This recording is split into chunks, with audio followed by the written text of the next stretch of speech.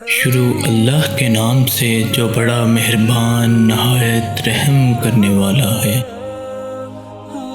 حضور داتا گنج بخش علی حجویری رحمت اللہ علیہ ایک بار سفر میں تھے۔ خردرہ لباس پہنا ہوا تھا، عصا مبارک ہاتھ میں تھا، وضو کا برتن تھا۔ خراسان کی طرف جا رہے تھے۔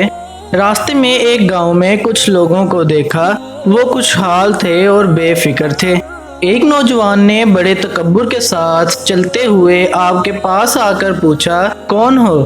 اس نے سختی سے بات کی، مگر حضور داتا گنج بخش علی حجویری رحمت اللہ علیہ نے بڑی نرمی سے جواب دیا، مسافر ہوں، رات گزارنے کے لیے ٹھہرنا چاہتا ہوں۔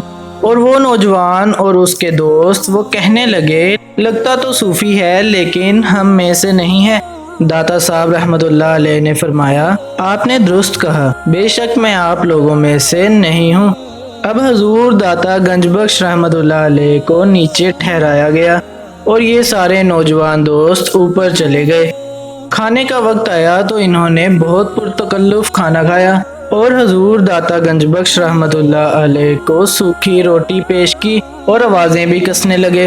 کھانا کھانے سے فارغ ہونے کے بعد انہوں نے خربوزے کھائے اور چھلکے حضور داتا صاحب کے سر پر پھینکنے لگے۔ اللہ کے ولی پھر اللہ کے ولی ہوتے ہیں۔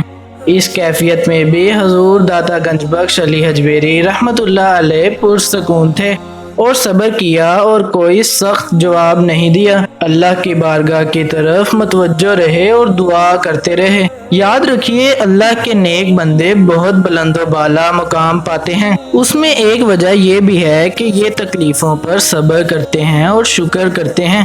ہمیں قرآن نے کہا، برائی کو بھلائی سے ٹال۔ آپ کے ساتھ بدسلوکی کی گئی، مگر داتا صاحب نے اس کا جواب سختی سے نہیں بلکہ نرمی سے دیا۔ صدیاں گزر گئی، داتا صاحب کا فیضان جاری ہے اور لوگ آپ کو کہتے ہیں داتا گنج بخش۔ اس کی وجہ کیا ہے؟ داتا گنج بخش علی حجویری رحمت اللہ علیہ کی بارگاہ میں خواجہ خواجگان معین الدین چشتی رحمت اللہ علیہ آئے تھے۔